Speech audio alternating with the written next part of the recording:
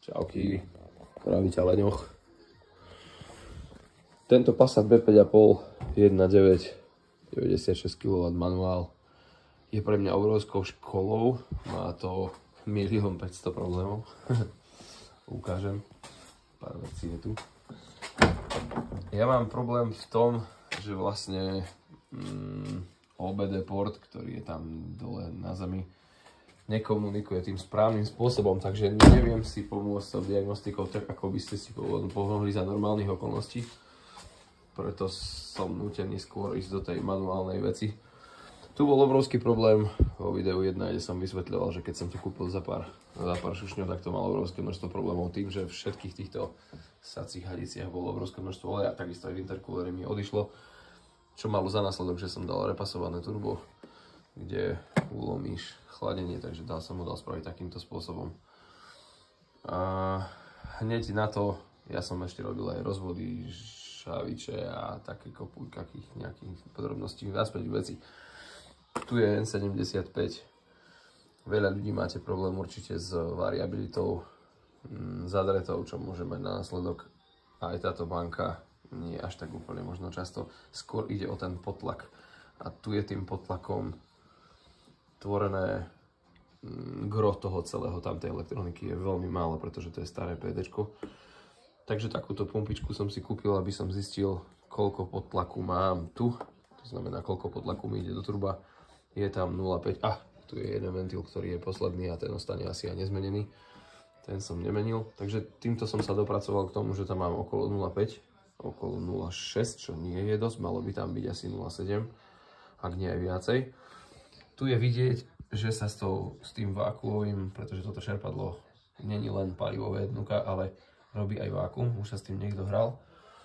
Takže to mi zase dáva takú ďalšiu indíciu k tomu, aby som šiel aj potom, ale je to drahá súčiastka, sme na Slovensku, nemáme love, tak sa snažím odstraňovať to postupne.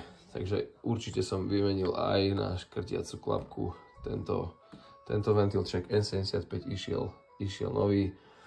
Ja som dal aj MAF senzor vzduchový, potom MAF senzor hore, všetko náhrady, žiadne originál diely, pretože to nemá význam chať do týchto starých autičiek. Má, pokiaľ netrpíš na peniažky. No takže nejako prvému sa stalo, že keď som vlastne vymenil turbo, pretože auto bolo v zlom stave, tak ani nevieš, kde máš začať. Mne nešlo turbo. Tam mi ukázalo, že N75 nefunguje, ako náhle som ho tam dal, potom mi to začalo fungovať. Ale autom strašne škobe. Je to stále nešoferovateľné, je to veľmi nepríjemné, vieš sa voziť do 2200 alebo niekde tam a potom už je to také nepríjemné, že sa nechceš a za tebou je samozrejme veľký čierny kúdol, ale to je pri aute, ktoré má veľa kilometrov na vstreky, možno že už chúďatko, takže to je zase niečo iné, ale ja som vymenil hneď za turbom aj túto polovicu výfuku, plus som čistil celé sanie, všetko bolo dole aj s EGR-kom, aby to nebolo úplne zaprasené. Potom som ho len takto zaslepil a to potom vyrieším nejakým spôsobom lepšiu záslepku, ale určite sa to auto chová lepšie, ako keď to tam je. EGR by osobne tak, každý má k tomu svoj názor, nikto nebere. Ja som není zastancom toho. No a teraz som sa dostal ku poslednej, takej, už sa chytám len pánky slema. Tu je senzor EGR menič tlaku, on je asi taký istý ako je N75. Mám ho tu je pôvodný, tu už je nachystaný nový. Takže idem ho tam dať. No a potom možno, že odmeriam tlak, možno, že sa pôjdem previesť, keď to celé zložím. Všetky potlakové hadice samozrejme, že okrem niektorých takýchto, ktoré vyzerali ešte dobre, je ich treba skontrolovať, či ti to desi neuniká. A ja som ostatné dal nové. Aj tu je vidno, že aj tečko som dal iné.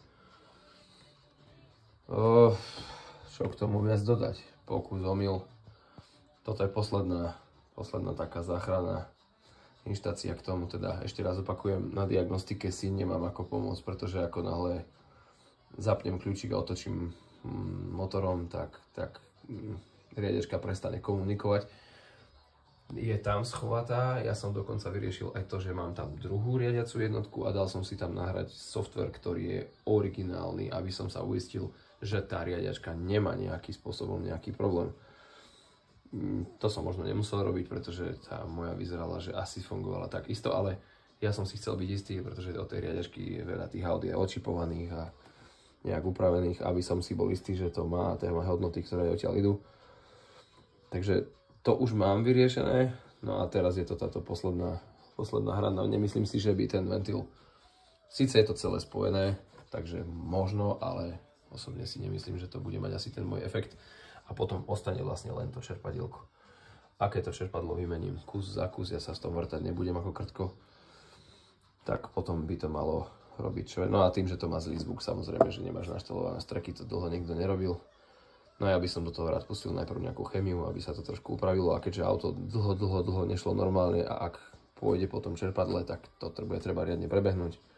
Dostane určite lepšiu naftu, skúsim použiť nejakú chemiu aj do nafty, aj do oleja. Nech sa to vnútri riadne rozpohybuje a uvidíme, čo to po ňom spraví. No, to je asi part 2 nakoniec. Takže uvidíme, urobíme potom tretie video. Asi, myslím si, že asi aj s čerpadlom, lebo toto ešte nie je koniec. A samozrejme, že keď máte rozbité nápravy a hento tamto, tak...